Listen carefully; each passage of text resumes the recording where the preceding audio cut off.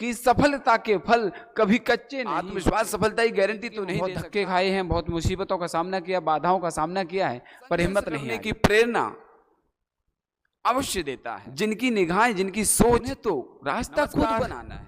कैसे हैं आप लोग? आशा करता हूं कि आप कुशल मंगल आनंदमय होंगे। आज की क्लास राष्ट्रीय उद्यान, अभयारण्य, बायोस्फीयर रिजर्व से आप क्या समझते हैं, इससे संबंधित है। What do you understand by the national parks, sanctuaries, biosphere reserves? इन तीनों को आज को समझना है, और आज की क्लास में आप ये पढ़ेंगे तो जिंदगी भर नहीं भूलेंगे। सभी तथ्यों को, महत्वपूर्ण तथ्यों को, फैक्ट्स को शामिल किया है, जिससे कि आगामी परीक्षाओं में आपके सामने जो विकल्प आएंगे या जो भी प्रश्न आपसे पूछे जाएंगे, आप आसानी से बना पाएंगे। तो चलेगा। क्लास प्रारंभ करने से पहले, टॉपिक प्रारंभ करने से पहले एक छोटी सी पंक्ति यहां पर सुनाऊंगा, क्योंकि जिंदगी में बहुत धक्के खाए हैं, बहुत मुसीबतों का सामना किया, बाधाओं का सामना किया है, पर हिम्मत नहीं आ रही। तो वही मैं चाहूंगा कि आप लोग भी हिम्मत ना हारें। बुलंद हो हौसला तो मुट्ठी में हर मुकाम है। बुलंद हो हौसला तो मुट्ठी में हर मुकाम है।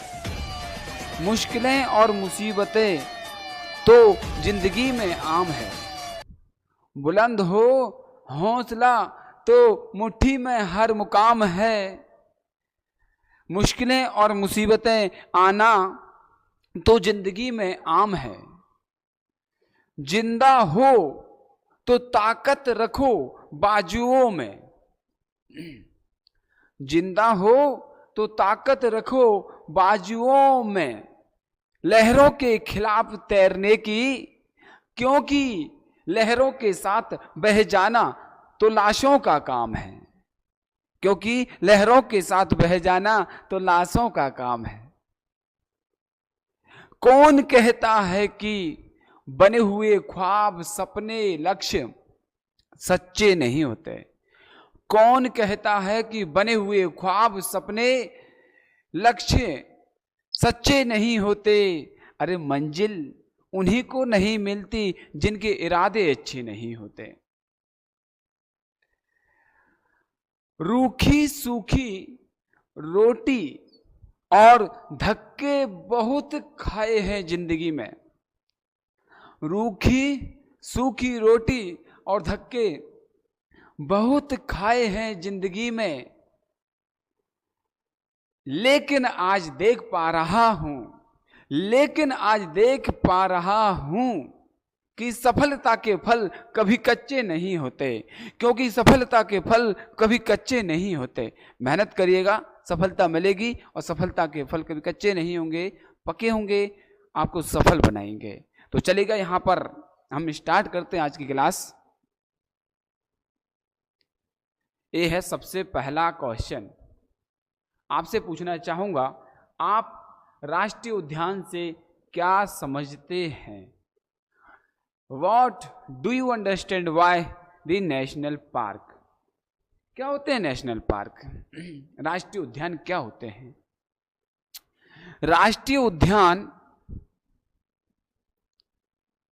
एक प्राकृतिक उद्यान है। नेचुरल पार्क होता है, नेशनल पार्क होता है, जिसे राष्ट्रीय सरकार द्वारा अद्वितीय राष्ट्रीय, प्राकृतिक, ऐतिहासिक या सांस्कृतिक महत्व के लिए संरक्षित उद्देश्यों के लिए नामित किया जाता है।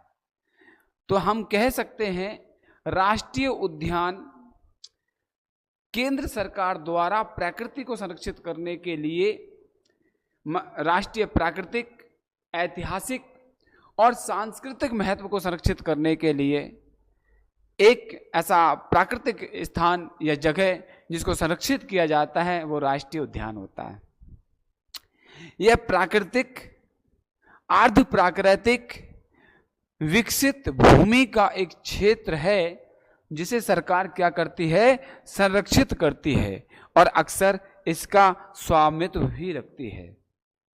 राष्ट्रीय उद्यान का स्वामित्व केंद्र सरकार के पास होता है, संरक्षित करती है एक प्राकृतिक स्थान को जहां पर प्रकृति, ऐतिहासिक और सांस्कृतिक महत्व को संजोकर या संरक्षित रखा जाता है।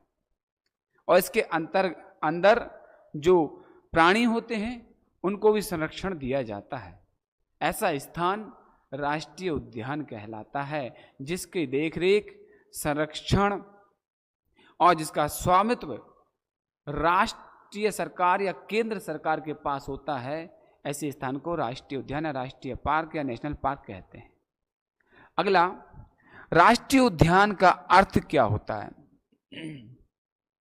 राष्ट्रीय उद्यान एक छोटी सी बात, एक क्षेत्र है जिसे राष्ट्रीय सरकार द्वारा प्राकृतिक पर्यावरण के संरक्षण के लिए अलग रखा जाता है। प्राकृतिक संरक्षण के लिए अलग रखा जाता है, जिसमें आवाजाही वगैरह ये सारी प्रतिबंधित होती हैं। अगर जाते हैं तो टूरिज्म यात्रा के रूप में जा सकते हैं आप, चलेगा, तो आप समझ लेना। आगे चलते हैं, अभयारण्य का अर्थ क्या होता है? अभी बताया था राष्ट्रीय उद्यान, जहां पर ना तो आप शिकार कर सकते हैं, ना वहां पर आप खुले तौर पर आप घूम सकते हैं, ना किसी आम आदमी का आना जाना होता है इस तरह का। और इसमें प्राणियों को संरक्षित किया जाता है, प्रकृति को संरक्षित किया जाता है, जिससे कि हमारा पर्यावरण संतुलन बना रहे, इसलिए वो राष्ट्रीय उद्यान होता है। और उसके नियम कड़े होते हैं, सख्त होते हैं। फिर होता है अभयारण्य का अर्थ क्या है? अभयारण्य, अभयारण्य आ प्लस भय प्लस रण्य। अगर आपने इसको समझ लिया तो आप अभयारण्य का अर्थ, आशय या मीनिंग समझ लेंगे। जहां पर भय ना हो, भय और रण्य मतलब होता है, रण्य का मतलब होता है वन, उद्यान, ठीक है, फॉरेस्ट,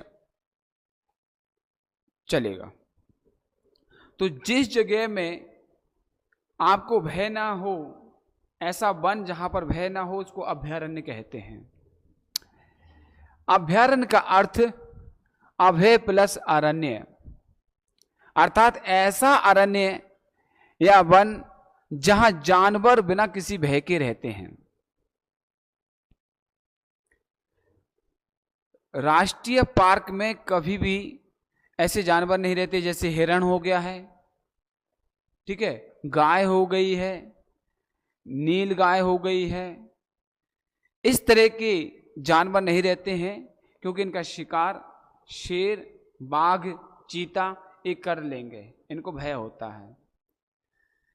और राष्ट्रीय पार्क में वो सभी जंगली जानवर आते हैं, जैसे शेर वगैरह, जो शिकार करते हैं या बाकी जंगली जानवरों को खा जाते हैं, वो राष्ट्रीय पार्क होता है। नेशनल पार्क हो तो अभयारण्य, जहां पर जानवरों को भय नहीं होता है। सरकार अथवा किसी अन्य संस्था द्वारा संरक्षित तो ये भी होता है, संरक्षित तो यह भी होता है। पशु विहार कहते हैं, संरक्षित वन कहते हैं, पक्षी विहार कहते हैं, को अभयारण्य कहते हैं। जहां पर वनों को संरक्षित रखा जाए, साथ में पशुओं का विहार, एक ऐसा पशुओं के लिए वन बनाया जाए, संरक्षित करके पक्षियों के लिए बनाया जाए, ऐसा स्थान अभयारण्य कहलाता है, जहां पर जानवर बिना भय के रह सकते हैं। इनका उद्देश्य पशु, पक्षी या वन संपदा को संरक्षित करना है।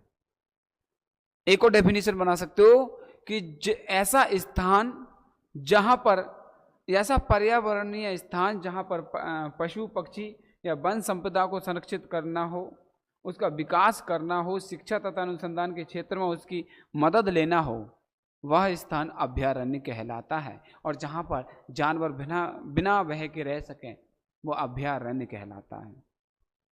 जैसे मोर को रहना हो, नीलगाय को रहना हो, इस तरह की, ठीक है, चलेगा। और राष्ट्रीय पार्क, राष्ट्रीय उद्यान क्या होता है? ऐसा संरक्षित क्षेत्र जहां पर इस तरह के ना कोई पशु होते हैं, ना पक्षी होते हैं, ना इस तरह के कोई जानवर होते हैं, वहां पर, ठीक है, टाइगर, लॉयन, इस तरह के, ठीक है, जानवरों को संरक्षित किया जाता है। और वहां पर आम लोगों का तो किसी प्रकार से आवाजाही बिल्कुल मनाही होती है, तो चलेगा, प्रतिबंधित होता है। प्रतिबंधित तो यह भी है, पर यहां पर भी आप घूमने जा सकते हैं, वहां पर भी जा सकते हैं, लेकिन संरक्षण के साथ। नेशनल पार्क, राष्ट्रीय उद्यान में क्या अंतर है? अर्थ: वन्य जीव अभ्यारण्य विशेष रूप से पौधों और जानवरों की प्रजातियों के संरक्षण के लिए निर्धारित क्षेत्र है। राष्ट्रीय उद्यान बड़े संरक्षित क्षेत्र हैं जो संरक्षण के अलावा कई तरह की गतिविधियां प्रदान करते हैं। संरक्षण के अलावा कई तरह की गतिविधियां प्रदान करते हैं। ठीक, जैसे अभ्यारण्य से आप क्या समझते हैं? एक और वन्य जीवों के लिए शरण स्थल, जहां शिकारियों को नियंत्रित किया जाता है और शिकार करना गैर कानूनी है। अभ्यारण्य से जुड़ी कानून से प्रतिरक्षा। ठीक, तो जहां पर कोई आम आदमी या कोई भी यहाँ पर शिकार नहीं कर सकता है। शिकार ना राष्ट्रीय उद्यान में कर सकता है, ना यहाँ पर कर सकता है। बस यहाँ पर ऐसे पशु पक्षी जानवरों को रखा जाता है जिनको किसी अन्य जानवर से भय ना हो। ऐसा स्थान अभ्यारण्य कहलाता है। उद्यान और अभ्यारण्य में क्या अंतर है? उद्यान और अभ्यारण्य में क्या अंतर है? वन्य जीव अभ्यारण्य को विशेष रूप से जानवरों की सुरक्षा के लिए बनाया गया है, जबकि राष्ट्रीय उद्यान को पौधों और जानवरों दोनों की सुरक्षा के लिए बनाया गया है। राष्ट्रीय उद्यान को क्या होता है? जहां पर पौधों और जानवरों दोनों की सुरक्षा के लिए बनाया जाता है, और अभ्यारण्य को सिर्फ जानवरों के लिए, जानवरों की सुरक्षा के लिए बनाया जाता है, जहां पर कोई अन्य जानवर आकर के शिकार ना कर सके और उनको खा ना सके। इसी तरह से होता है। राष्ट्रीय उद्यान आमतौर पर अभ्यारण्यों से बड़े भी होते हैं। चलेगा। पहला प्रश्न, राष्ट्रीय उद्यान से आप क्या समझते हैं? What do you understand by the national park? राष्ट्रीय उद्यान एक प्रकृति उद्यान है जिसे राष्ट्रीय सरकार द्वारा अद्वितीय राष्ट्रीय, प्राकृतिक, ऐतिहासिक या सांस्कृतिक महत्व के कारण संरक्षण उद्देश्यों के लिए नामित किया जाता है। सरकार नामित करती है ऐसे स्थानों को जहां पर पर्यावरण को और जानवरों को दोनों को सुरक्षित करना हो। किस लिए? प्राकृतिक रूप से, ऐतिहासिक रूप से और सांस्कृतिक महत्व को देखते हुए। चलेगा। यह प्राकृतिक, अर्ध प्राकृतिक या विकसित भूमि का एक क्षेत्र होता है जिसे केंद्र सरकार, राष्ट्रीय सरकार संरक्षित करती है और अक्सर इसका स्वामित्व भी रखती है। यहाँ पर कोई शिकार नहीं कर सकता है, शिकार पूरी तरह से प्रतिबंधित होता है। यहाँ के नियम कड़े और सख्त होते हैं। ठीक, आम लोगों की आवाजाही नहीं होती है। अगर किसी को जाना है तो इनकी जो सफारी गाड़ियाँ होती हैं वो आपको ले करके जाएंगी, घुमा करके लाएंगी और तुरंत बंद गाड़ियों में जाएंगे आप और आपको वापस ले आएंगे, क्योंकि इसमें लॉयन, टाइगर, शेर और जैसे बाघ, चीते, इस तरह के जानवरों को रखा जाता है, क्योंकि इसमें पर्यावरण और जानवर दोनों को संरक्षित रखा जाता है। ऐसा क्षेत्र क्या कहलाता है? राष्ट्रीय उद्यान कहलाता है। एक और, राष्ट्रीय उद्यान का अर्थ क्या है? छोटी सी डेफिनेशन, एक ऐसा क्षेत्र है जिसे राष्ट्रीय सरकार द्वारा प्राकृतिक पर्यावरण के संरक्षण के लिए अलग रखा जाता है, उसे हम राष्ट्रीय उद्यान, नेशनल पार्क कहते हैं। ठीक है, सिंपल सा, ज्यादा नहीं समझना है। अगला आता है अभ्यारण्य क्या है? What is the sanctuary? Sanctuary, अभ्यारण्य का अभय प्लस अरण्य। अभ्यारण्य का अर्थ होता है अभय प्लस अभ्यारण्य। भय मतलब डरना, अभय मतलब नहीं डरना। तो जहां पर ऐसा वन, अरण्य मतलब होता वन, अभय मतलब डरना नहीं है।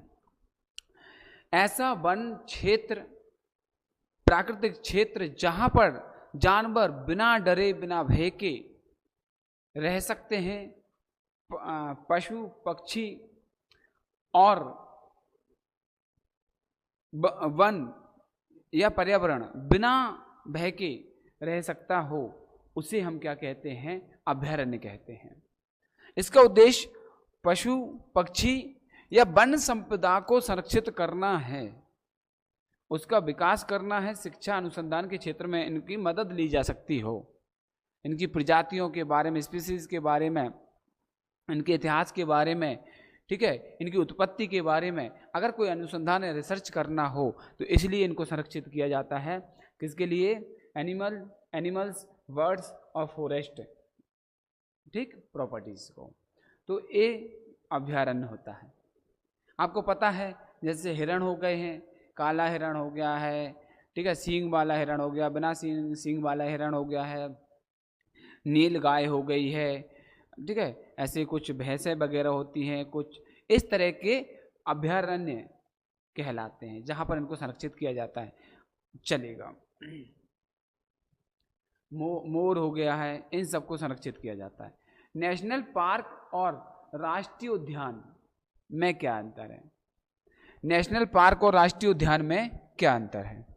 नेशनल पार्क वन्य जीव अभयारण्य विशेष रूप से पौधों और जानवरों की प्रजातियों के संरक्षण के लिए निर्धारित क्षेत्र है।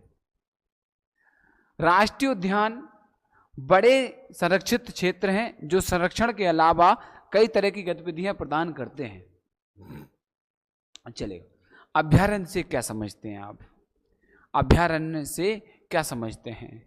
अभयारण्य बता दिया था, एक बार फिर छोटी सी डेफिनेशन।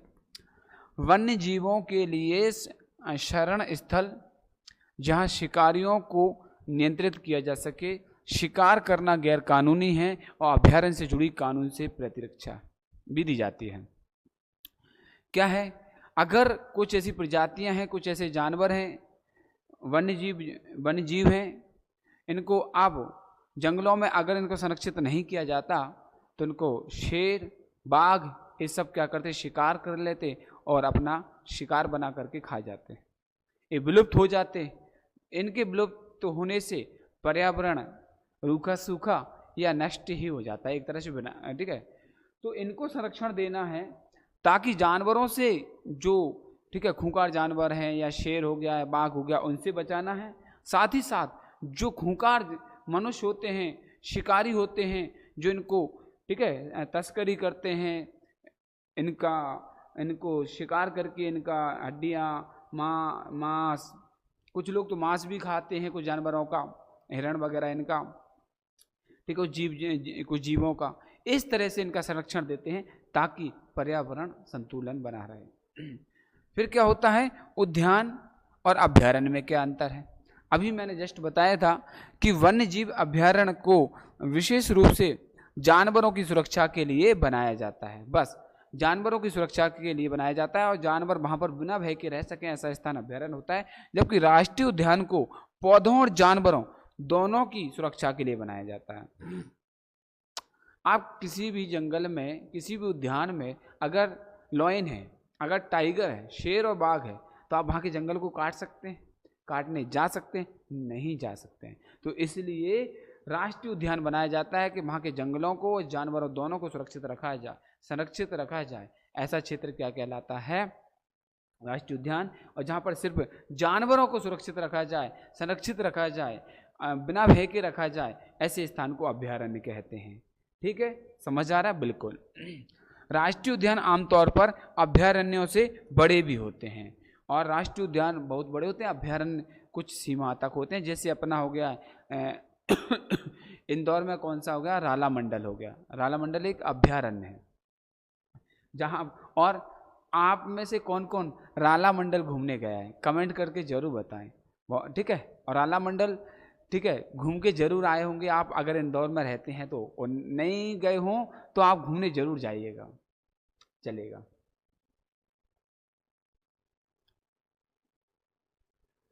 टाइगर का पूरा नाम क्या है? टाइगर का पूरा नाम क्या है? चलेगा। बाघ का वैज्ञानिक नाम ही टाइगर का पूरा नाम होता है पैंथेरा ट्रिग्रिस। पैंथेरा ट्रिग्रिस है, यह भारत का राष्ट्रीय प्राणी है, राष्ट्रीय पशु है। यह भारत का राष्ट्रीय प्राणी है, राष्ट्रीय पशु है। कौन है? टाइगर। प्रोजेक्ट टाइगर योजना क्या है? प्रोजेक्ट टाइगर योजना क्या है? प्रोजेक्ट टाइगर योजना क्या है? प्रोजेक्ट टाइगर भारत में लुप्त प्राय बाघों की रक्षा के लिए, समझना, प्रोजेक्ट टाइगर योजना इसलिए लाई गई क्योंकि बाघों की संख्या कम हो रही थी, ये लुप्त होते जा रहे थे, ठीक है, लुप्त होते जा रहे थे। तो लुप्त प्राय बाघों की रक्षा के लिए शुरू किया गया एक वन्य जीव संरक्षण आंदोलन है, एक आंदोलन की तरह है ये योजना। और इस परियोजना की शुरुआत इम्पोर्टेंट है 1973 में, 1973 में भारत सरकार के पर्यावरण वन जलवायु परिवर्तन मंत्रालय द्वारा शुरू की गई थी। मार्च 24 तक 55 संरक्षित क्षेत्र हैं जिन्हें परियोजना के तहत बाघ अभयारण्य के रूप में नामित किया गया है। बाघ अभयारण्य के रूप में नामित किया गया है, ठीक है। अगर बाघ अभयारण्य तो उसमें बाघ ही रखा जाएगा। बाघ की सुरक्षा किससे? शिकारियों से की जाएगी। इनकी इसलिए की जाएगी क्योंकि उनको संरक्षण देना है। और मैंने कहा था राष्ट्रीय पार्क में जंगलों की भी करना, बड़े बड़े पेड़ पौधों की भी रक्षा करना है और जानवरों दोनों की जाती है एक साथ में, वो राष्ट्रीय पार्क होता है, नेशनल पार्क होता है, उद्यान होता है। चलेगा, अब बात करते हैं भारत की सबसे बड़ी बाघ परियोजना कौन सी है? इसका क्षेत्रफल 2595 वर्ग किलोमीटर में फैला हुआ है। इस अवधि तक लगातार गिरावट के बाद आंध्र प्रदेश के नागार्जुन सागर श्री शैलम टाइगर रिजर्व में बाघों की संख्या में वृद्धि हो रही है। यही सबसे बड़ी परियोजना है। टाइगर रिजर्व के विषय में NSTR भारत का सबसे बड़ा टाइगर रिजर्व है। NSTR भारत का सबसे बड़ा टाइगर रिजर्व है, नागा अर्जुन श्री शैलम टाइगर रिजर्व। बाघों की संख्या भी ज़्यादा है और सबसे बड़ा टाइगर रिजर्व भी यही है। कहाँ का है?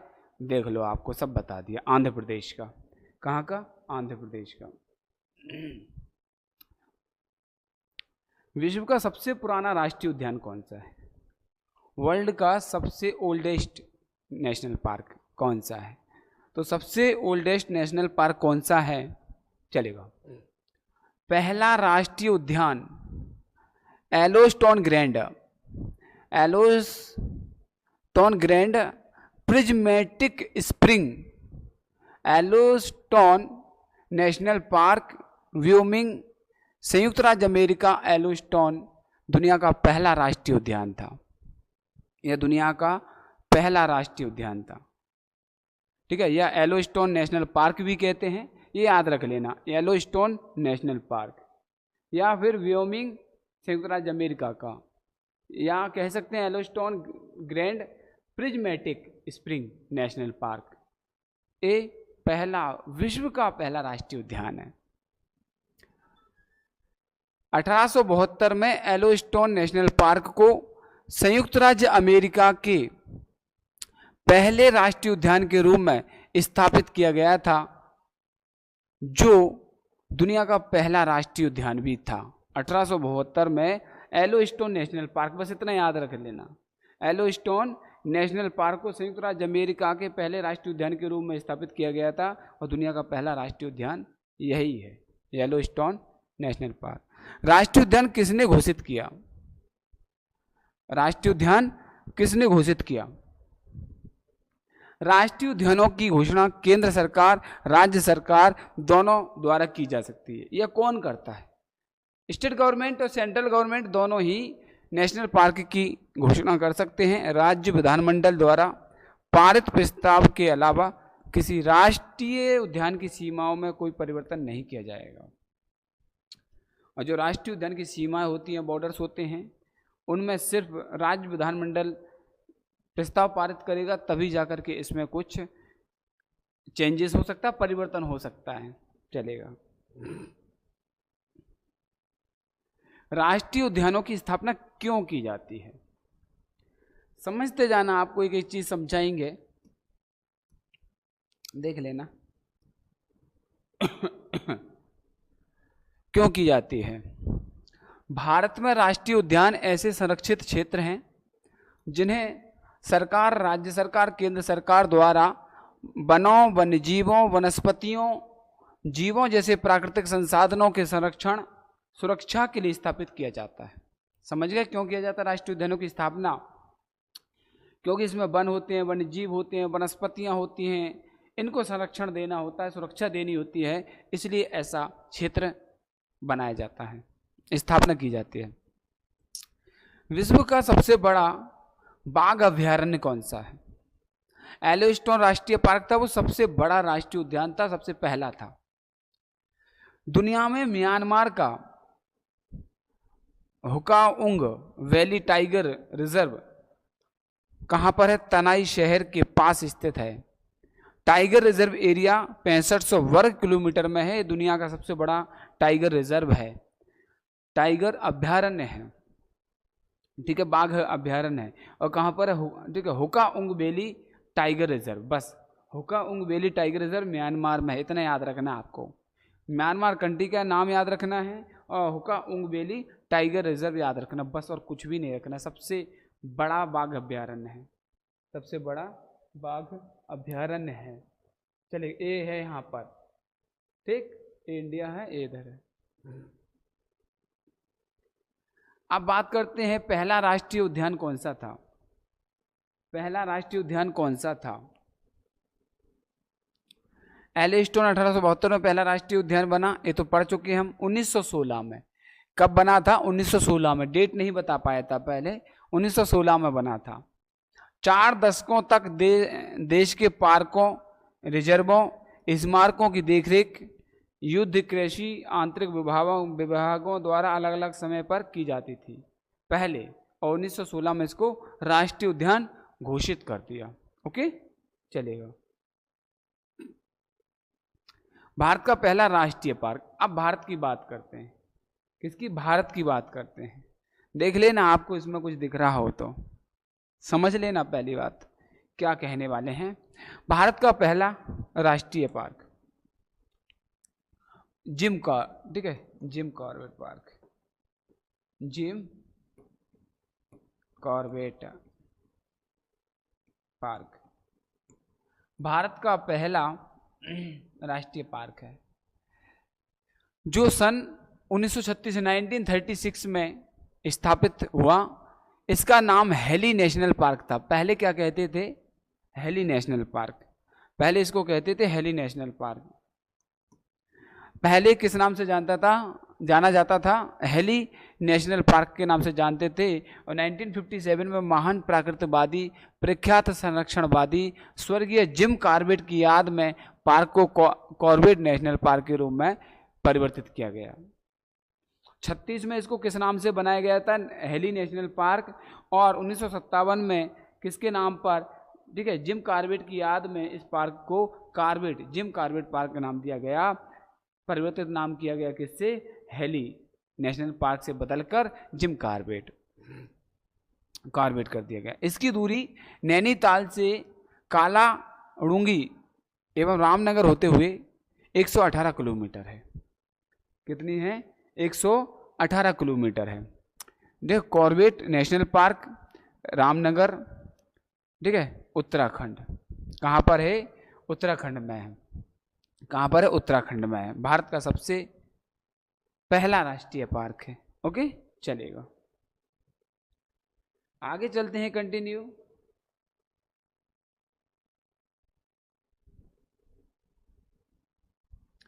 मध्य प्रदेश के आर्थिक सर्वेक्षण 2021 के अनुसार मध्य प्रदेश में 12 राष्ट्रीय उद्यान, 24 वन्यजीव अभयारण्य हैं, 7 टाइगर रिजर्व हैं, 2 खरमोर अभयारण्य हैं, 2 सोन पक्षी अभयारण्य हैं, 3 मगरमच्छ हैं, 2 राष्ट्रीय जीवाश्म पार्क और 3 बायोस्फीयर रिजर्व मौजूद हैं। इस तरह से मध्य प्रदेश में इनकी कैटेगरी है। 7 क्या है? टाइगर रिजर्व, टाइगर के लिए है। 2 खरमोर पक्षी के लिए हैं, 2 सोन पक्षी के लिए अभ्यारण्य है, मगरमच्छ के लिए 3 है। कहाँ कहाँ पर बताएंगे? 2 राष्ट्रीय जीवाश्म पार्क हैं, 3 बायोस्फीयर रिजर्व हैं। तो इस तरह से ये आपके लिए महत्वपूर्ण है। चलेगा, सबसे बड़ा अभ्यारण्य कौन सा बात करते हैं हम।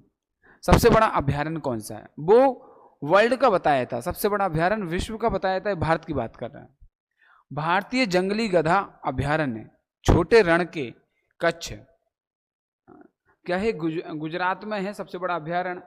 और भारतीय जंगली गधा अभ्यारण्य छोटे रण के कच्छ गुजरात में स्थित है। 49 मतलब 5000 किलोमीटर भौगोलिक क्षेत्र में फैला हुआ है। भारत का सबसे बड़ा वन्यजीव अभ्यारण्य है। भारत का सबसे बड़ा वन्यजीव अभ्यारण्य है गधा अभ्यारण्य। जंगली गधा अभ्यारण्य कहाँ पर है? कच्छ गुजरात में स्थित है। 5000 वर्ग किलोमीटर में फैला हुआ है।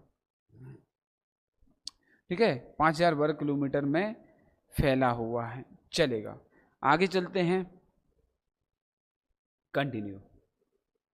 आप बात करते हैं भारत का पहला पक्षी अभ्यारण्य कौन सा है।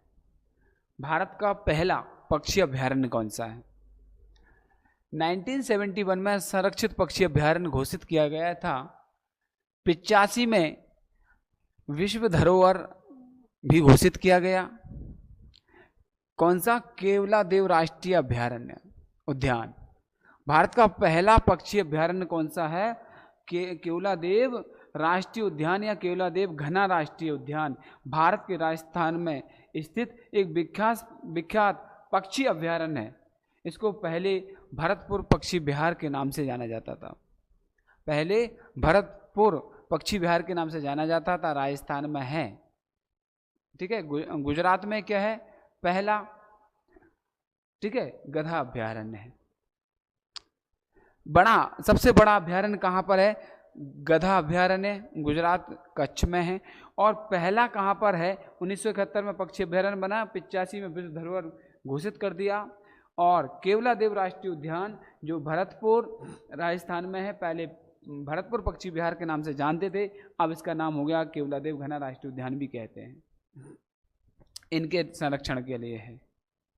ठीक है, केवलादेव राष्ट्रीय उद्यान ये राजस्थान यहाँ पर है और वो कच्छ यहाँ पर है। गधा अभ्यारण्य सबसे बड़ा कच्छ में।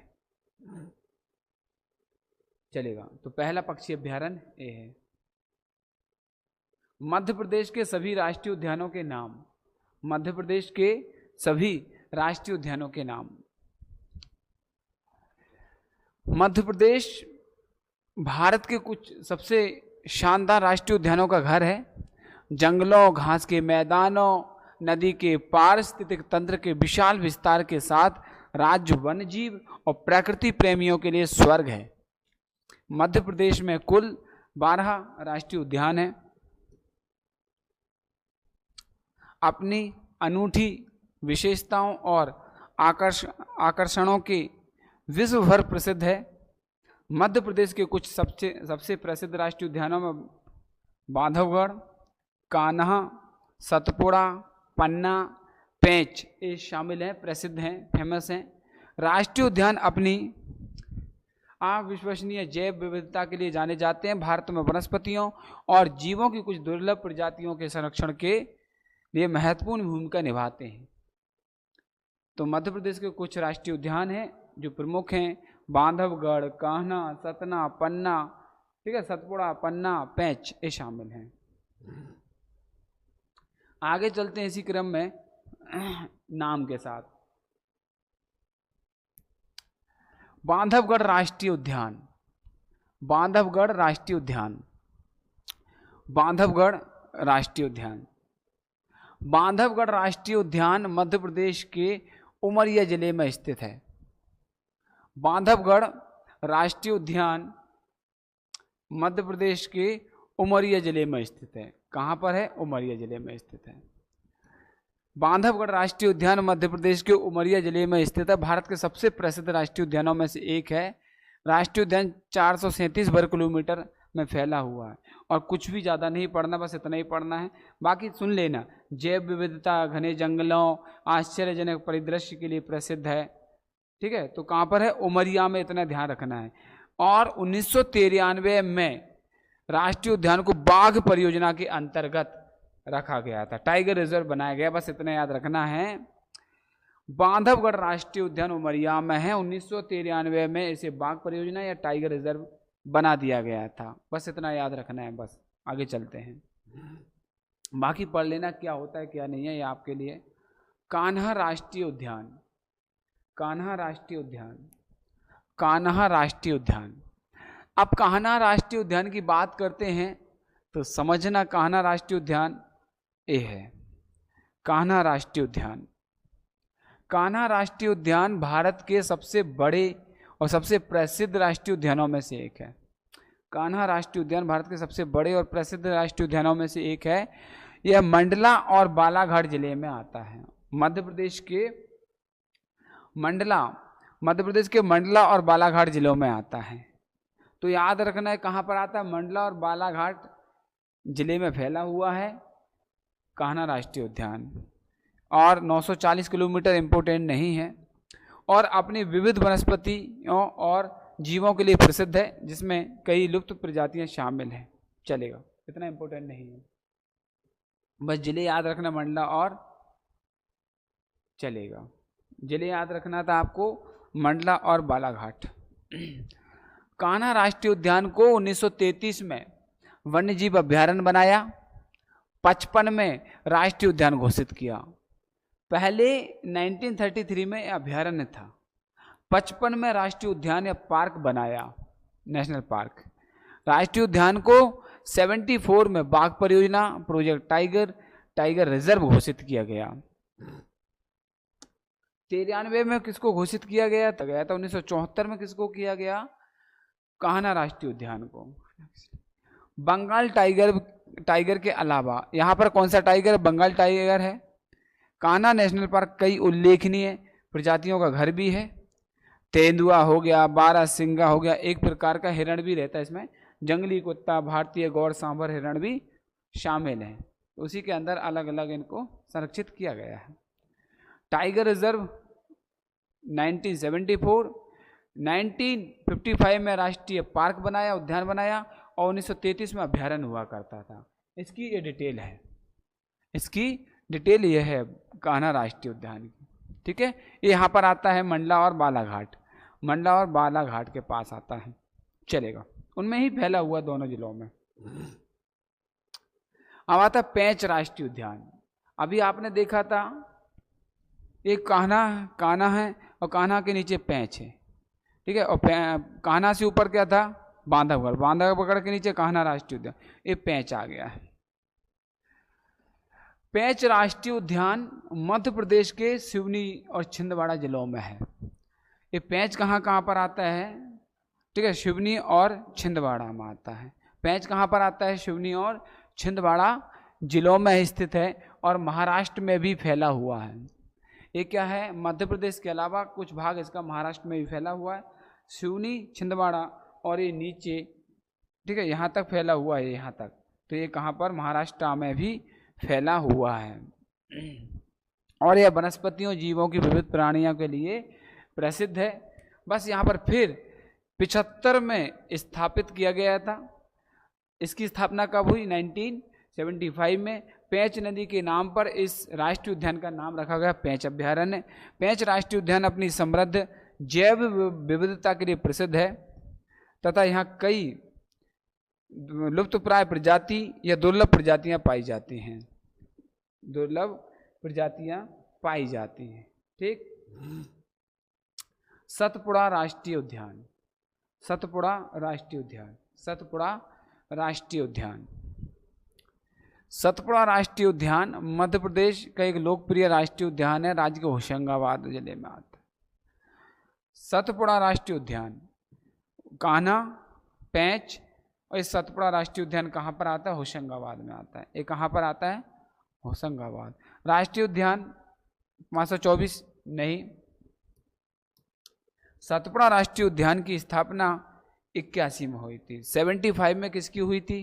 पेंच की। 75 में किसकी स्थापना होती है? पेंच की। और उसके बाद फिर किसकी होती है? अपने सतपुड़ा राष्ट्रीय उद्यान की। चलेगा।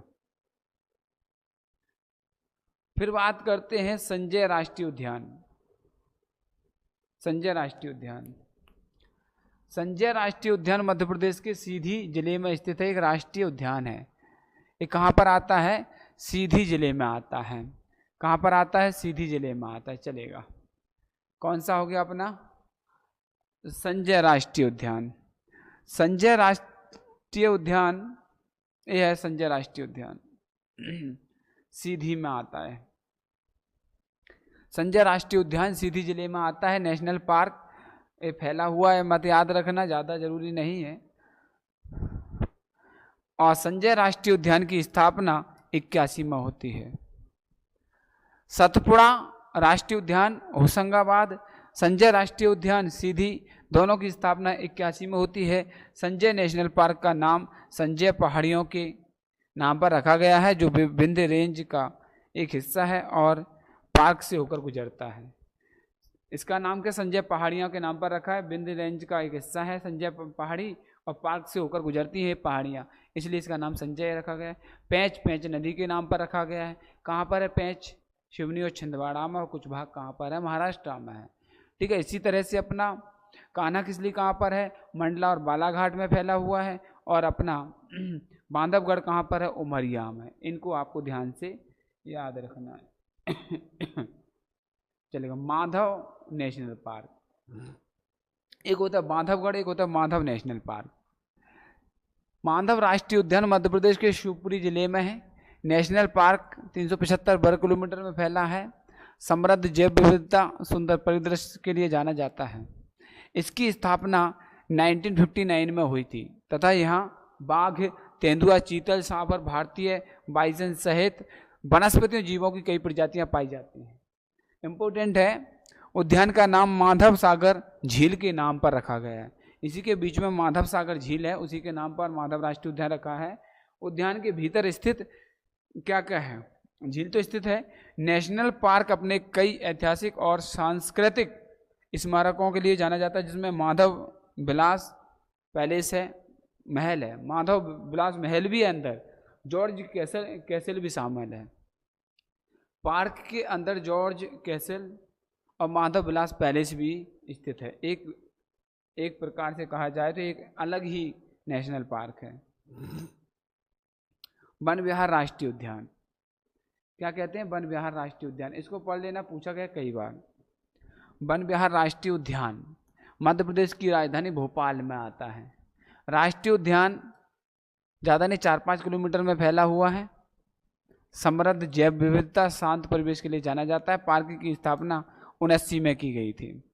1979 में इसकी स्थापना की गई थी। ठीक है, चलेगा। भोपाल में है। फॉसिल राष्ट्रीय उद्यान, एक कई बार रिपीटेड है, पूछा जाता है। फॉसिल जीवाश्म राष्ट्रीय उद्यान घुआ जीवाश्म उद्यान के नाम से जाना जाता है। मध्य प्रदेश के ढिंडोरी में आता है। जीवाश्म बात करेंगे तो ढिंडोरी में आएगा, जीवाश्म बात करेंगे तो ढिंडोरी में आएगा घुआ जीवाश्म। और स्थित एक राष्ट्रीय उद्यान है 0.27 वर्ग किलोमीटर में, 1 किलोमीटर भी नहीं है, छोटी जगह में है, फैला हुआ है। अपने अद्वितीय भूवैज्ञानिक पुरापाषाणकालीन महत्व के लिए जाना जाता है। फॉसिल नेशनल पार्क की स्थापना 83 में की गई थी। फॉसिल नेशनल पार्क कई पेड़ पौधों और जानवरों के जीवाश्मों का घर है, जो लगभग 180 मिलियन वर्ष पहले लोअर जुरासिक काल के हैं। राष्ट्रीय उद्यान में वनस्पतियों और जीवों की कई प्रजाति भी पाई जाती हैं। राष्ट्रीय उद्यान में वनस्पतियों और जीवों की कई प्रजातियां पाई जाती हैं। ठीक है, चलेगा। पन्ना राष्ट्रीय उद्यान, पन्ना राष्ट्रीय उद्यान मध्य प्रदेश के पन्ना और छतरपुर जिले में स्थित है। मध्य प्रदेश के पन्ना और छतरपुर जिले में स्थित है। भारत का राष्ट्रीय उद्यान है। भारत राष्ट्रीय उद्यान 500 से 550 वर्ग किलोमीटर क्षेत्र में फैला हुआ है। ये अपनी समृद्ध जैव विविधता, ये तो सब 81 में स्थापना की गई थी।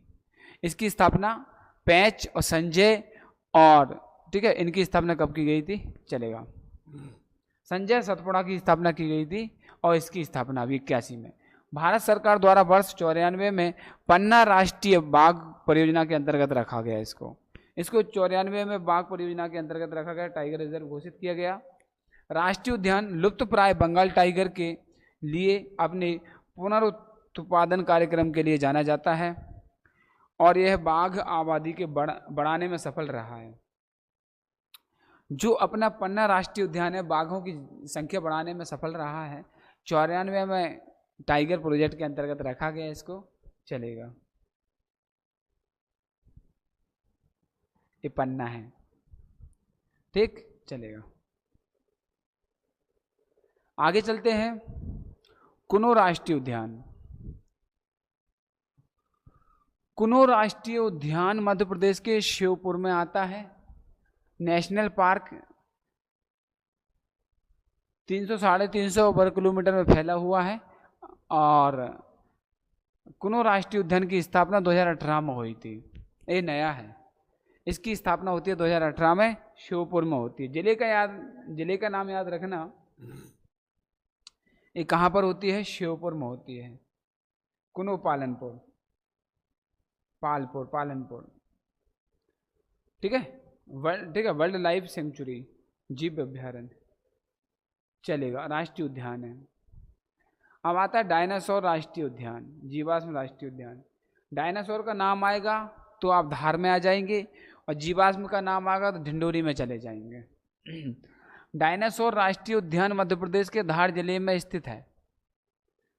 मध्य प्रदेश का दूसरा जीवाश्म राष्ट्रीय उद्यान है जिसकी स्थापना 11 में की गई थी और उसकी स्थापना कब हुई थी? ढिंडोरी वाले की 1981 में हुई थी। 81 में हुई थी। राष्ट्रीय उद्यान का कुल क्षेत्रफल 0.9 वर्ग किलोमीटर है। 6 में इस राष्ट्रीय उद्यान में डायनासोर के लगभग 6.5 करोड़ साल पुराने अंडे जीवाश्म के रूप में मिले थे। कब? लगभग 6.5 करोड़ साल पुराने अंडे जीवाश्म के रूप में मिले थे। इन अंडों को संजोकर संरक्षित रखा गया है। डायनासोर के अंडों के अलावा यहाँ सितारा मछली, स्टारफिश, अनेक प्रकार के जीव जंतुओं के जीवाश्म, शंख, पेड़ों के जीवाश्म भी शामिल है, रखे गए हैं। और आप देख रहे हैं डायनासोर के यहाँ पर ये रखे हुए अंडे, इससे पता लगा सकते हैं। और डायनासोर जीवाश्म राष्ट्रीय उद्यान आए तो धार 2011 में इसकी सरदार, ठीक है, इसकी स्थापना की गई थी। 2018 में किसकी की गई थी? कुनो पालनपुर राष्ट्रीय उद्यान की। और जो मैंने बात की थी जीवाश्म की, 1981 में जीवाश्म राष्ट्रीय उद्यान कहाँ पर? डिंडोरी में स्थापित है, चलेगा। मध्य प्रदेश में वर्तमान में 24 अभ्यारण्य है। मध्य प्रदेश में वर्तमान में 24 अभ्यारण्य है, ठीक है। 24 अभ्यारण्य। प्रदेश के राष्ट्रीय उद्यान अभ्यारण्य के अंतर्गत कुल क्षेत्र कितना है? इतना 10,000 वर्ग किलोमीटर है, जिसमें से वन क्षेत्र 9,000 वर्ग किलोमीटर है। मध्य प्रदेश में सबसे बड़ा अभ्यारण्य नौरादेही अभ्यारण्य है, इसका क्षेत्रफल। और नौरादेही अभ्यारण्य कहाँ पर आता है? सागर जिले में आता है। पूछा गया है मध्य प्रदेश का सबसे बड़ा अभ्यारण्य कहाँ पर है? सागर में नौरादेही है। और सबसे छोटा अभ्यारण्य की बात करें, छोटा अभ्यारण्य आता है राला मंडल। और ये कहाँ पर है? कमेंट करके बताओ, राला मंडल कहाँ पर है? कमेंट करके बताइए। सबसे छोटा अभ्यारण्य है, सबसे छोटा अभ्यारण्य राला मंडल कहाँ पर है? सबसे छोटा अभ्यारण्य राला मंडल इंदौर में है। सरदारपुर धार, सैलाना, रतलाम, खरमोर पक्षी के संरक्षण के लिए है। पक्षी अभ्यारण्य एक सरदारपुर पक्षी अभ्यारण्य धार में है। सैलाना, रतलाम में खरमोर पक्षी के लिए है। सैलाना और सरदारपुर इस संरक्षण के लिए है। एक और करेरा अभ्यारण्य कहाँ पर है? शिवपुरी में। घाटी गांव कहाँ पर है? ग्वालियर में है। अभ्यारण्य लुप्तप्राय सोन चिड़िया का संरक्षण किया जाता है, ठीक है। सरदारपुर धार अभ्यारण्य, सैलाना, रतलाम, खरमोर पक्षी के लिए है। करेरा शिवपुरी में है। घाटी गांव ग्वालियर में अभ्यारण्य में लुप्तप्राय सोन चिड़िया का संरक्षण किया जाता है। चंबल मुरैना, यहाँ पर अब चंबल मुरैना चंबल अभ्यारण्य भी है, घड़ियाल के लिए है प्रसिद्ध। चंबल घड़ियाल के लिए है, केन छतरपुर में घड़ियाल के लिए है, सोन शहडोल सीधी अभ्यारण्य घड़ियाल के लिए पाए जाते हैं। एक इसके लिए करेरा घाटी गांव, ये अभ्यारण्य चिड़िया के लिए है, और सरदारपुर सैलाना खरमोर पक्षी के लिए है।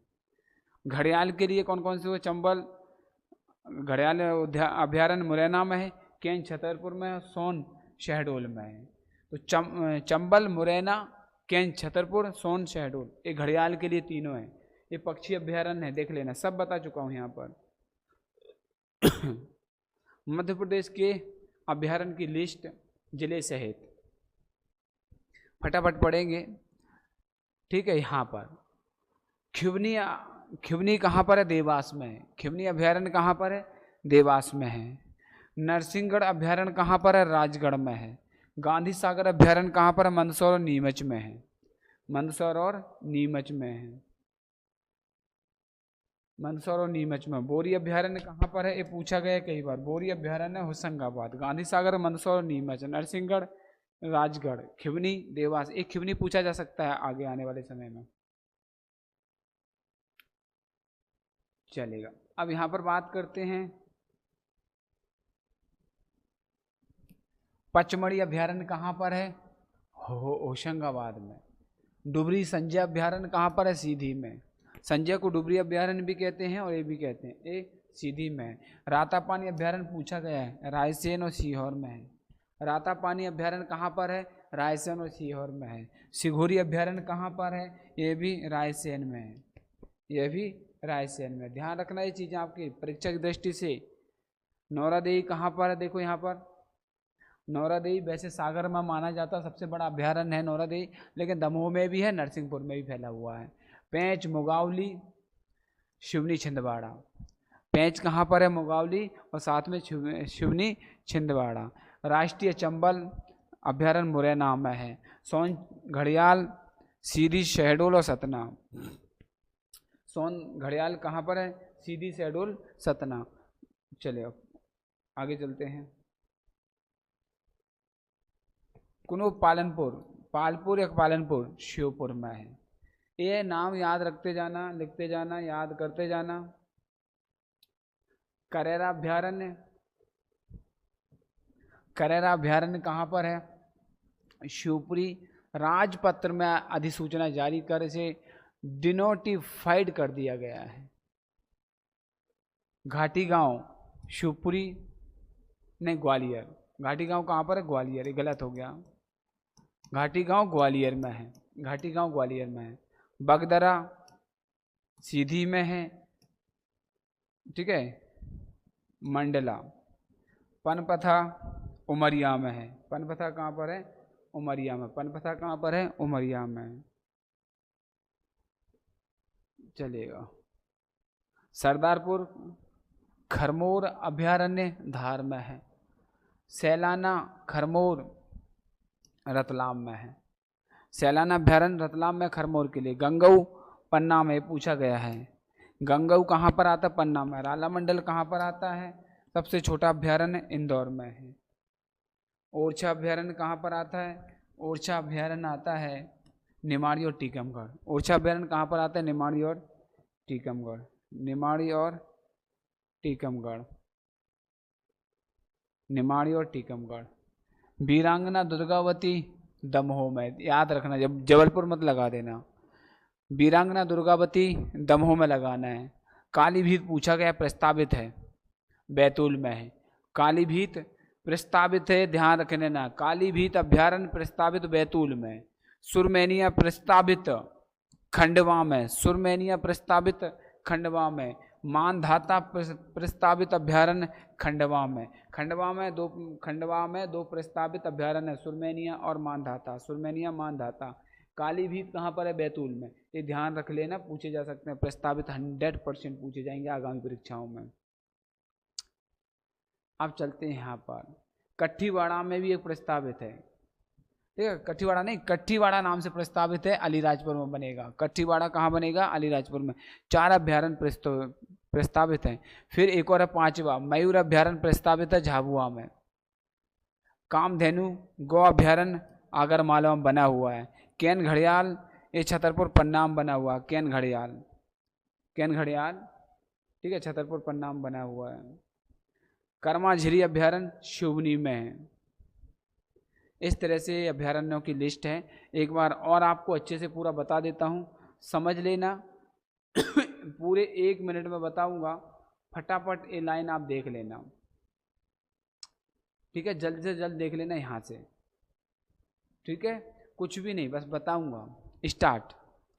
खिवनी अभ्यारण्य देवास, नरसिंहगढ़ राजगढ़, गांधी सागर मंदसौर नीमच, बोरी अभ्यारण्य होशंगाबाद, पचमढ़ी होशंगाबाद, डुबरी संजय अभ्यारण्य सीधी, रातापानी रायसेन सीहोर, सिघोरी अभ्यारण्य रायसेन, नौरा देही सबसे बड़ा अभ्यारण्य सागर में लगाना है। साथ में दमोह नरसिंहगढ़ में भी, नरसिंहपुर में फैला हुआ। पेंच मुगावली सिवनी छिंदवाड़ा, राष्ट्रीय चंबल मुरैना में है। सोन घड़ियाल सीधी शेड्यूल सतना में है। कुनो पालनपुर शिवपुर में है। करेरा अभ्यारण्य शिवपुरी में है। घाटी गांव ग्वालियर में है। और बगदरा सीधी में है। बगदरा कहाँ पर है? सीधी में। फैन मंडला में, पनपथा उमरिया में है। ऐसे आप ध्यान रख लेना है। सरदारपुर खरमोर धार में है। सैलाना खरमोर रतलाम में है। गंगऊ पन्ना में है। राला मंडल इंदौर में सबसे छोटा अभ्यारण्य है। ओरछा निवाड़ी टीकमगढ़ में है। वीरांगना दुर्गावती दमोह में है। कालीभीत प्रस्तावित बैतूल में है, ध्यान रखना। सुरमैनिया प्रस्तावित खंडवा में। मानधाता खंडवा में प्रस्तावित है। चौथा कट्ठीवाड़ा प्रस्तावित है अलीराजपुर में। मयूर अभ्यारण्य प्रस्तावित है झाबुआ में। कामधेनु गऊ अभ्यारण्य है कहाँ पर? आगरमालवा में। कैन घड़ियाल कहाँ पर है? छतरपुर पन्ना में। कर्माझरी अभ्यारण्य कहाँ पर है? शिवनी में। तो ये सारे अभ्यारण्यों के बारे में पढ़ लेना, चलेगा। मध्य प्रदेश में सबसे बड़ा राष्ट्रीय उद्यान कौन सा है? मध्य प्रदेश में सबसे बड़ा राष्ट्रीय उद्यान कौन सा है? कान्हा राष्ट्रीय रिजर्व सबसे बड़ा है, कान्हा, जिसे कान्हा राष्ट्रीय उद्यान भी कहा जाता है। भारत के बाघ अभ्यारण्यों में एक है। भारत के मध्य में स्थित मध्य प्रदेश राज्य, ठीक है। कहाँ पर आता है? मंडला और बालाघाट में आता है। सबसे छोटा राष्ट्रीय उद्यान कौन सा है? मंडला पादप जीवाश्म राष्ट्रीय उद्यान मध्य प्रदेश का सबसे छोटा राष्ट्रीय उद्यान है। मध्य प्रदेश का सबसे बड़ा अभ्यारण्य कौन सा है? नौरा देही वन्यजीव अभ्यारण्य सागर और दमोह और नरसिंहपुर जिलों में त्रिभुज की स्थिति में स्थित है। यह क्षेत्र का सबसे बड़ा वन ब्लॉक है। मध्य प्रदेश का सबसे छोटा अभ्यारण्य राला मंडल है। सबसे छोटा वन्यजीव अभ्यारण्य है। होलकरों द्वारा निर्मित एक प्राचीन महल भी है यहाँ पर होलकरों का एक प्राचीन महल भी स्थित है, ध्यान रखना, ये पेज इंपॉर्टेंट है। बायोस्फीयर रिजर्व से क्या समझते हैं, क्या मतलब होता है? बायोस्फीयर रिजर्व एक ऐसा क्षेत्र है जिसके निवासियों द्वारा प्रस्तावित राष्ट्रीय समिति द्वारा अनुमोदित और यूनेस्को के मानव बायोस्फीयर कार्यक्रम द्वारा नामित किया जाता है, जो प्रकृति के साथ सामंजस्य में रहने और काम करने के अभिनव दृष्टिकोण को प्रदर्शित करते हों। तो ठीक है, ये सामंजस्य स्थापित किया जाता है। बायोस्फीयर रिजर्व का अर्थ क्या होता है? बायोस्फीयर रिजर्व क्या होता है? बायोस्फीयर रिजर्व पौधों और जानवरों के संरक्षण के लिए बनाए गए संरक्षित क्षेत्र हैं। यह उस क्षेत्र में रहने वाले आदिवासियों के पारंपरिक जीवन को भी पुनर्स्थापित करता है। वे उस क्षेत्र की जैव विविधता का संरक्षण करते हैं। जहाँ पर आदिवासी स्वयं इस क्षेत्र को संरक्षित करते हैं, सरकार से सहमत होते हैं और इस क्षेत्र को संरक्षित रखते हैं कि यहाँ पर इस तरह का बायोस्फीयर रिजर्व बनाया जाए, जहाँ पर जीव जंतुओं और वहाँ के वन वगैरह को संरक्षित रखा जाए। चलेगा। मध्य प्रदेश के बायोस्फीयर रिजर्व, ठीक है। बायोस्फीयर रिजर्व कौन कौन से हैं? सबसे पहले यहाँ पर बात करूँगा बायोस्फीयर रिजर्व कौन सा। पहला नाम, जगह, बना कब था? 1999 में। पचमढ़ी बायोस्फीयर रिजर्व, याद रखना, पचमढ़ी बायोस्फीयर रिजर्व बैतूल जिला, नर्मदापुरम जिला और छिंदवाड़ा जिले के कुछ हिस्सों में। कहाँ पर? बैतूल, नर्मदापुरम और छिंदवाड़ा। बैतूल, नर्मदापुरम, छिंदवाड़ा कैसा है? अर्ध शुष्क प्रकार का है। विशाल गिलहरी, उड़ने वाली गिलहरी, इनके लिए संरक्षित है। ठीक है, चलेगा। अगला बायोस्फीयर रिजर्व। दूसरा 2005 में, पहला कब बनाया गया था? 1999 में। 5 में बनाया गया। क्या नाम है? अचानक मार अमरकंटक बायोस्फीयर रिजर्व। अचानक मार अमरकंटक बायोस्फीयर रिजर्व अनूपपुर ढिंडोरी के कुछ हिस्सों में, छत्तीसगढ़ बिलासपुर में भी है, छत्तीसगढ़ के बिलासपुर में है। ढिंडोरी अनूपपुर छत्तीसगढ़ के बिलासपुर में है। अचानक मार अमरकंटक बायोस्फीयर रिजर्व 2005 में स्थापना होती है। मैकाल पहाड़ियों में आता है। कहाँ पर आता है? मैकाल पहाड़ियों। और 4 सींग वाला मृग, भारतीय जंगली कुत्ता, सारस, क्रेन, सफेद पूंछ वाला गिद्ध, पवित्र, ठीक है चलेगा, पवित्र ग्रोव बुश मेंढक भी इसको संरक्षित किया जाता है यहाँ पर। तो ये 2 नाम आपको बता दिए हैं। नेक्स्ट चलते हैं आगे की तरफ। 11 में पन्ना बायोस्फीयर रिजर्व। पन्ना बायोस्फीयर रिजर्व 11 में पन्ना बायोस्फीयर रिजर्व पन्ना जिला और छतरपुर जिले में फैला हुआ है। पन्ना बायोस्फीयर रिजर्व 3 बाय उष्ण कटिबंधीय और उपोष्ण कटिबंधीय नम चौड़ी पत्ती वाले वन। बंगाल टाइगर है, चिंकारा, नीलगाय, सांभर, हिरण, सुस्त भालू भी यहाँ पर आपको देखने को मिल सकता है। पन्ना बायोस्फीयर रिजर्व 2011 देख लेना। और इसी के साथ 3 बायोस्फीयर हैं हमारे। कौन सा? पहला 1999 में पचमढ़ी बायोस्फीयर, जो बैतूल, नर्मदापुरम, छिंदवाड़ा में फैला हुआ है। किस प्रकार का है? अर्ध शुष्क प्रकार का है। विशाल गिलहरी, उड़ने वाली गिलहरी के लिए संरक्षित किया गया है। दूसरा आता है अपना अचानक मार अमरकंटक बायोस्फीयर 2005 में स्थापना होती है। अनूपपुर, डिंडोरी और छत्तीसगढ़ के बिलासपुर तक फैला हुआ है। मैकाल पहाड़ियों में है। और एक 4 सींग वाला मृग, भारतीय जंगली कुत्ता, सारस, क्रेन, सफेद पूंछ वाला गिद्ध, पवित्र ग्रोव बुश मेंढक को संरक्षित क्षेत्र है। पन्ना बायोस्फीयर 11 में स्थापना होती है। पन्ना और छतरपुर जिलों में फैला हुआ है। उष्ण कटिबंधीय और उपोष्ण कटिबंधीय नम चौड़ी पत्ती वाले वन इसमें संरक्षित किए गए हैं। बंगाल टाइगर, चिंकारा, नीलगाय, सांभर, हिरण और सुस्त भालू यहाँ पर संरक्षित किए गए हैं। तो ये रहे हमारे बायोस्फीयर। इसी के साथ thank you for watching video. और वीडियो अच्छा लगे तो वीडियो को लाइक, शेयर, चैनल को सब्सक्राइब जरूर करें। आपको एक क्लास या टॉपिक जो जिस तरह से हमने आपको बताया है, डेफिनेशंस, कौन सा बड़ा, कौन सा छोटा, कौन सा प्रमुख है, बायोस्फीयर क्या होता है, अभ्यारण्य क्या होता है, राष्ट्रीय पार्क क्या होता है, अगर आपको अच्छा लगा हो तो लाइक, शेयर, चैनल को सब्सक्राइब करते हुए कमेंट करके जरूर बताएं कि आपको और किस तरह के टॉपिक चाहिए, कौन सा टॉपिक चाहिए। क्या आप कहें तो इसमें ऑब्जेक्टिव्स भी जोड़ सकते हैं, ऑब्जेक्टिव भी हम साथ में दे सकते हैं इन्हीं के। ठीक है, जिस तरह से हमने पूरा एक्सप्लेन कर दिया, अब इससे रिलेटेड जो भी संभावित ऑब्जेक्टिव बन सकते हैं वो भी हम डिलीवर कर सकते हैं। ये आपके फीडबैक, कमेंट्स और आपका सहयोग यही चाहिए कि हम थोड़ा सा और आगे बढ़ सकें